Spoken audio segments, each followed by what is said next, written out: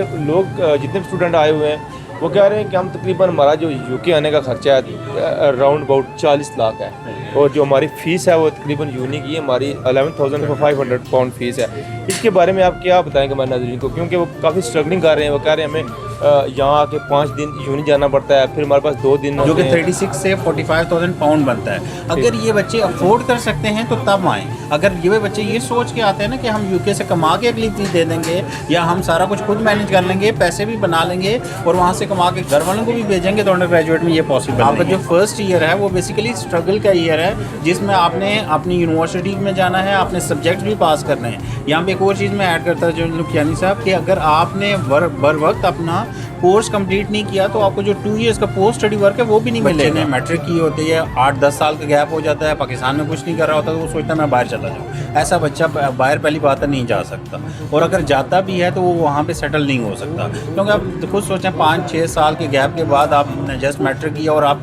UK की university में पढ़ने के लिए जा रहे हैं, पाकिस्तान की भी नहीं, जहाँ पे लैंग्वेज डिफरेंट है, एक्सेंट को अंडरस्टैंड करना बहुत मुश्किल होता है जब आप जाते हैं। अस्सलाम वालेकुम जी, आप देख रहे हैं पीके न्यूज़ में हूं अफजाल करनी, मेरे साथ मौजूद हैं वासल आज़ाद साहब। सबसे पहले वासिल भाई आपका बहुत शुक्रिया पीके न्यूज़ की टीम को टाइम देने का, और आपको हम वेलकम खुशनुदी कहते हैं बर्मिंघम में। आप सुनाएं आपका यूके जो आप आए हुए हैं, आपका ये दौरा कैसा जा रहा है? बहुत शुक्रिया कियानी साहब, दौरा बहुत अच्छा जा रहा है।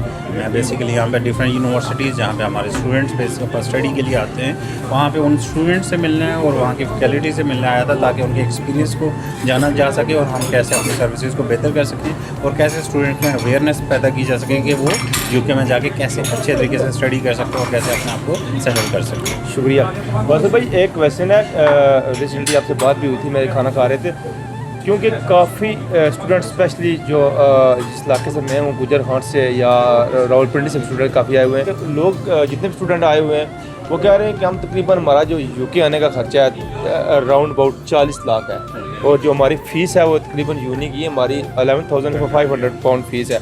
इसके बारे में आप क्या बताएंगे हमारे नाज़रीन को, क्योंकि वो काफ़ी स्ट्रगलिंग कर रहे हैं। वो कह रहे हैं हमें यहाँ आके 5 दिन यूनी जाना पड़ता है, फिर हमारे पास 2 दिन होते हैं, उसके लिए 20 घंटे में अलाउड है वर्क सिर्फ। उसके बारे में हमारे नाज़रीन को आप क्या अपडेट देंगे? ओके, अच्छा, इसमें मैं आपको बताता चलूँ कियानी साहब, जो आपको उन्होंने चीज़ बताई है बिल्कुल सही बताई है।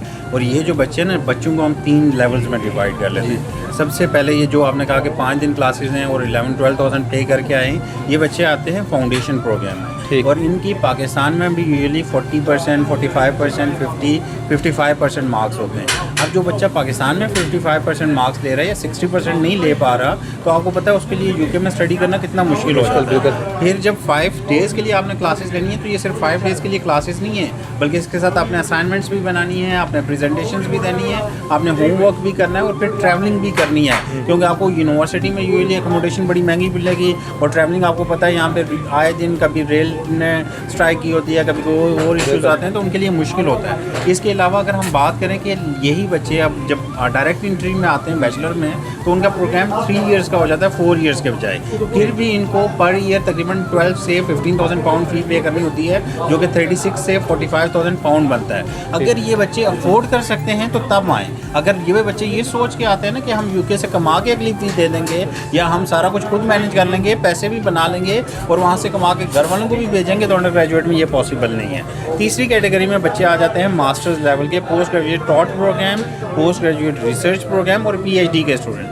ये वाले जो स्टूडेंट्स हैं ना, इनकी क्लासेस वीक में 2 से 3 दिन होती हैं। इनका यूजुअली अगर मास्टर बाय रिसर्च की या मास्टर टॉट की बात करें तो यूजुअली 1 ईयर का प्रोग्राम होता है। 1 ईयर में इन्होंने 50% फ़ी पहले से पे की होती है, रिमेनिंग 50% इन्होंने पे करनी होती है। वीक में 2 दिन क्लासेस होती हैं और इसमें कुछ बच्चों को ये अच्छी अपॉर्चुनिटी ये मिल जाती है कि उनको पेड वर्क प्लेसमेंट मिल जाती है, जिसमें वो फिर कमा के तो ये चीज़ें अफोर्ड कर सकते हैं। इसलिए मास्टर्स में जो बच्चे आते हैं उनके लिए सेटल होना ज़्यादा ईजी होता है। PhD वालों का अगेन इसी तरीके से होता है कि उन्होंने वीक में 2 दिन जाना होता है फर्स्ट फेज़ में, सेकंड फेज़ में उन्होंने वीक में 1 दिन जाना होता है और थर्ड फेज़ में उन्होंने महीने में 1 दिन जाना होता है। तो वो बच्चे मतलब अल्टरनेट चीज़ कर सकते हैं, लेकिन इसके लिए उनको रिसर्च ओरिएंटेड होना बहुत ज़रूरी है।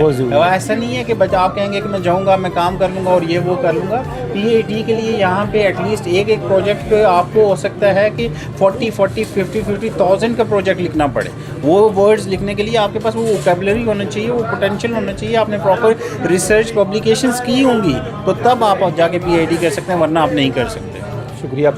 अच्छा, ये तो आपने डिटेल में सब कुछ बता दिया वासिफ भाई, क्योंकि बेसिकली स्पेशली जो बच्चे यूके में आते हैं ना, जिस तरह आपने बताया, जो ग्रेजुएशन करने के लिए उनके लिए तो बड़ी आसानी है, लेकिन जो अंडर ग्रेजुएशन है उनके लिए बड़ा मुश्किलात का सामना करना पड़ता है।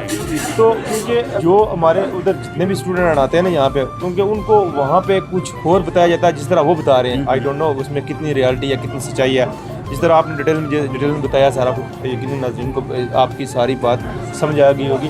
हूँ थोड़ा जा मैं क्योंकि आपने मेरी पूरी तो पटवारी गलबात कर सा, क्योंकि वो थोड़ा जा पता है क्या था, तो उसने स्टूडेंट उन्होंने ख्वाब गुजर होने इतने अच्छी था बड़ा उसने अपोजिट तकने उसने दसिया कि क्योंकि रिसेंट स्टूडेंट है 2-3 चोन माड़ी गल हुई, वो आने जो 40 लाख लाई था आए हैं, 4 लाख लाई था आए, फिर असें इत्थै जेह्ड़ी असें मुश्किलातां तकने अपनियां, सब तो पहलू तो 300-400 पौंड असें कम रेंट देना पड़ा, फिर मुड़ता असें कि फूड खाना पड़ा, जारी गल है खाना पीना तो सिस्टम नहीं चलना, फीसां शीसां दूइयां अपने किराए जाने असें ट्रेनै पर जाने तो वो तुसां की जारी बात टिकट वगैरह भी देने पैने, रियली हार्ड है, क्योंकि तुसें पता है कम्में नी बड़ी मुश्किलात होनी, जेह्ड़े स्टूडेंट असें उ'नें कि 20 घंटे लाओ होना तो 20 घंटेयां विच तुसां की घट्ट जापां लब्भनियां जेह्ड़ी प्रापर पे लब्भनी, क्योंकि उन्हें अमूमन जापां लब्भनियां रेस्टोरेंट होई गे, बिल्डर्स नाल होई गे, रेस्टोरेंट वाले 8-10 घंटे लोई तो पौंड देने 35-40 या बिल्डर देने 50-60, तो उसने बिच अच्छी तो तुसां अफोर्ड करना रियली हार्ड है, क्योंकि तुसां इन्नी फीसां देनियां होनियां,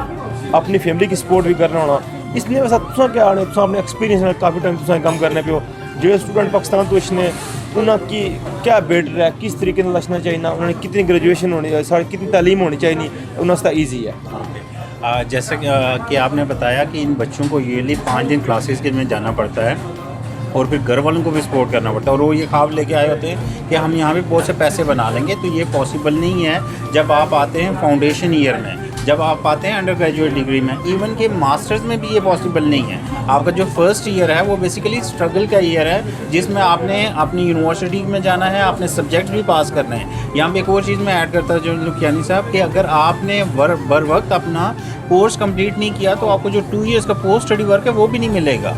ये भी बड़ी इंपॉर्टेंट चीज़ है। बच्चे ये सोचते हैं कि जब भी हम कर लेंगे तो हमें पोस्ट स्टडी वर्क भी मिल जाएगा, ऐसा नहीं है। जब आप टाइमली उसको कंप्लीट करेंगे तब आपको पोस्ट स्टडी वर्क मिलेगा, तब आपके पास अपॉर्चुनिटीज़ होंगी कि आप प्रैक्टिकली उसमें जा सकें। जो मेरा एक्सपीरियंस है उसके बेस पर मैं ये बताता चलूँ कि आप अंडर ग्रेजुएट प्रोग्राम्स में तब आएँ जब आप सारे अंडर ग्रेजुएट की फ़ी आपके घर वाले पे कर सकते हो। आप इस ख्वाब के साथ ना आए कि मैं कमा के अपनी फ़ीस पे कर दूँगा, फीस भी पे कर दूँगा, फैमिली को सपोर्ट भी करूँगा, नहीं, वो तो बिल्कुल भी पॉसिबल नहीं। इवन के मास्टर्स में भी जो बच्चे आ रहे हैं ना, वो अगर ये सोच रहे हैं कि वो फैमिली को सपोर्ट कर देंगे, वो भी नहीं कर सकते। हाँ, वो ये है कि जो रिमेनिंग फी है, लेट से उनके 10%, 20% या मैक्सिमम 30-40%, 40% से ज़्यादा भी वो फ़ी नहीं पे कर सकते। वो इतनी ही फ़ी पे कर सकते हैं, क्योंकि आपको पता है कि जब आप स्टूडेंट्स हैं आप पार्ट टाइम जॉब कर सकते हैं। किसी भी अच्छी ऑर्गेनाइजेशन में आपको पार्ट टाइम वर्क अलाउ पे जॉब नहीं मिलती, क्योंकि वो हमेशा ये देखते हैं कि हमारे पास वो ग्रेजुएट्स हैं जिनको फुल टाइम वर्किंग राइट्स हों, ताकि हम उनको ट्रेन कर सकें और तब वो कंपनी के लिए बेनिफिशियल बन सकें। क्योंकि ऑब्वियसली अब जो पार्ट टाइम आ रहा है बंदा, उसने कोई कैजुअल जॉब ही करनी है। जब कैजुअल जॉब करनी है तो उसके लिए कोई कंपनी इन्वेस्टमेंट करने के लिए तैयार नहीं होती। तो उसके मुकाबले में जब बच्चा मास्टर्स के लिए आता है और उसको प्लेसमेंट ईयर मिलता है, तो क्या नहीं सब उस प्लेसमेंट ईयर में बेसिकली यूनिवर्सिटीज़ जो हैं वो हेल्प करती हैं उनको वो प्लेसमेंट ईयर सिक्योर करने के लिए, जिसमें उनको फुल टाइम वर्किंग राइट्स मिलते हैं, फुल टाइम जॉब मिलती है और वो पेड जॉब होती है। तो उसमें जितने उन्होंने एक्सपेंस पहले फर्स्ट ईयर में लगाए होते हैं अपने मास्टर्स के लिए, वो वापस कमा के तो घर वालों को वापस भेज सकते हैं, और उसके बाद जब वो पोस्ट स्टडी वर्क में जाते हैं तो तब वो पैसे बना सकते हैं। और यहाँ पे मैं ये स्टूडेंट को बताता चलूँ, जैसे वो ख्वाब लेके आते हैं ना, कोई करोड़पति बन जाएंगे, ये हो जाएगा। यूके में मैक्सिमम आप आके 1400-1500 पाउंड 2000 पाउंड से ऊपर नहीं जा सकते, इवन जब आपको फुल टाइम वर्किंग राइट्स भी हो, क्योंकि यहाँ पे डिफरेंट इंडस्ट्री है, डिफरेंट एक्सपोजर है, डिफरेंट काइंड ऑफ सर्विसेज है और बहुत हार्ड वर्क। आप सबसे पहले ये है कि आपको सेल्फ मेड होना पड़ता है। वो ये है कि घर वाले ये कर देंगे, वो कर देंगे, जो हमारे यूजुअली पाकिस्तान में स्टूडेंट्स का होता है वो वाला इन्वायरमेंट नहीं होता। तो आपके लिए जो ये सोच के आते हैं ना कि लाइफ बड़ी इजी हो जाएगी, सेट हो जाएगी, बहुत मुश्किल फेज से गुजरने के बाद जाके ये सेट हो सकती है। और वो भी तब जब आप सारे लॉज को अवॉइड करेंगे और लीगली यहाँ पे रहेंगे, तो तब जाके ये हो सकता है। जो बेसिक जो लोग आना चाहते हैं बेसिक स्टडी पे, उसकी क्या रिक्वायरमेंट है? जो हायर स्टडी पे करने के लिए आना चाहते हैं, जो ग्रेजुएशन करने के लिए आते हैं, उसकी बेसिक रिक्वायरमेंट क्या है? क्योंकि काफ़ी से लोगों के स्पेशल आपको पता है कि गाँव में जो लोग होते हैं बड़े सादा लोग होते हैं, उनको इन चीज़ों की इन्फॉर्मेशन नहीं होती। उनको जो भी गाँव में जाता है वो कहता है जी ऐसा आप जाने आप बड़ा पुत्र चला गया तो बड़ा रह गया, ठीक है, उनको आप क्या इन्फॉर्मेशन देना चाहेंगे? क्या बेसिक क्या रिक्वायरमेंट है और कितनी नॉर्मल जो यहाँ की फ़ी वगैरह है, और 1 ईयर की तकरीबन जब आप यूके आते हैं तो पहला साल आपको यूनी को कितनी फ़ी पे करनी पड़ती है? ओके, इसमें डिफरेंट लेवल्स हैं, उनके हिसाब से डिफरेंट रिक्वायरमेंट्स हैं। अब यूजुअली क्या होता है कि बच्चे ने मैट्रिक की होती है, 8-10 साल का गैप हो जाता है, पाकिस्तान में कुछ नहीं कर रहा होता, तो वो सोचता है मैं बाहर चला जाऊँ। ऐसा बच्चा बाहर पहली बात है नहीं जा सकता, और अगर जाता भी है तो वो वहाँ पे सेटल नहीं हो सकता, क्योंकि आप खुद सोचें 5-6 साल के गैप के बाद आपने जस्ट मैट्रिक किया और आप यूके की यूनिवर्सिटी में पढ़ने के लिए जा रहे हैं, पाकिस्तान की भी नहीं, जहाँ पे लैंग्वेज डिफरेंट है, एक्सेंट को अंडरस्टैंड करना बहुत मुश्किल होता है जब आप जाते हैं, इन्वायरमेंट डिफरेंट होता है, तो बहुत मुश्किल होता है आप एडजस्ट हो सकें। मैट्रिक वाला बच्चा भी जा सकता है, लेकिन फ्रेश मैट्रिक होना चाहिए जिसकी एज 16 साल के राउंड अबाउट हो, जिसने अभी किया, और उसके मार्क्स भी एटलीस्ट 80% के राउंड अबाउट हों, और उसके घर वाले उसकी अगले 4 साल के लिए फीस भी दे सकते हो। अगर ये वाला वो जो चक्कर है ना कि जाके कमा लेगा बच्चा हमारा, वो वाला बच्चा नहीं जा मैट्रिक के बाद। एफए वाला बच्चा हो तो उसके एफए वाला जो बच्चा है अगर उसके 70% से ऊपर मार्क्स हों तो उसको 3 इयर्स के लिए प्रोग्राम में जा सकता है। तो 3 इयर्स के लिए भी आइडियल ये है कि एटलीस्ट घर वाले 2 इयर्स की फ़ी पे कर सकते हो, जो कि 30,000 पाउंड के राउंड अबाउट हो, मतलब पाकिस्तानी 70-80 लाख। हाँ, पाकिस्तानी 1 करोड़ आप कह लें कि आजकल पाउंड के रेट के साथ जाता जा रहा है। करोड़ एक अगर अफोर्ड कर सकते हो तो फिर भेजें। आप वो ना सोचें कि यार हमने 40 लाख लगा दिया तो बच्चा आगे कमा के मम्मी भी भेजेगा और वो करेगा, तो वो नहीं होगा। तीसरा लेवल जो है मास्टर्स लेवल का है, उसमें ये होता है कि 20 लाख के साथ बच्चा यहाँ पे आ सकता है, लेकिन उसको भी जब यहाँ पे आता है तो उसको माइंड में रखना चाहिए कि 4-5 हज़ार पाउंड मुझे चाहिए होगा यहाँ पे अकोमोडेशन के लिए, अपने आप को सेटल करने के लिए, जब तक मुझे कोई पार्ट टाइम जॉब मिलती है, यूनिवर्सिटी को अगर कोई चार्जेस पे करने हैं तो उसके लिए। तो बच्चे को आप यानी कि कहीं ना कहीं आप कह सकते हैं कि 3 to 4 मिलियन जो मास्टर्स वाला बच्चा है उसको भी माइंड में रखना चाहिए। उसके बाद मास्टर पे रिसर्च में भी यही कास्ट है। जो PhD वाला बच्चा है ना, उसको फर्स्ट ईयर की पूरी फ़ी पे करनी पड़ सकती है, क्योंकि उसका काम बड़ा हेक्टिक होता है। स्टार्ट में आके उसने बेसिकली डिफरेंट सुपरवाइजर्स के साथ काम करना होता है, और सुपरवाइजर्स उसको तब ही अप्रूव करेंगे जब वो बेसिकली परफॉर्म कर रहा होगा। इसमें एक और चीज़ मैं बताता चलूँ कि साहब जो बच्चे PhD में आ रहे होते हैं ना, वो यूजुअली कहते हैं कि हमारा 3.5 साल का वीज़ा लग गया, हमें कोई मसला नहीं है। लेकिन अगर आपकी एकेडमिक प्रोग्रेशन सही नहीं चल रही ना, तो यूनिवर्सिटी किसी वक्त भी आपका एडमिशन कैंसिल कर सकती है।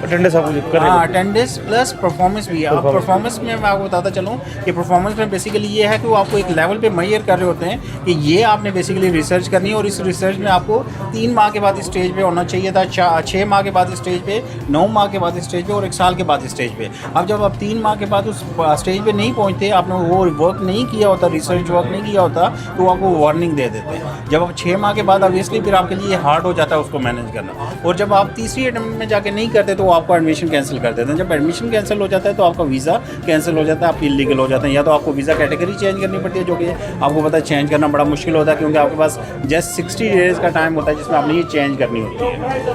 शुक्रिया वासिफ भाई, बहुत शुक्रिया टाइम देने का। लास्ट पे आप थोड़ा सा हमारे नज़र को बता दें, आपका पाकिस्तान में कहाँ पे बेस है?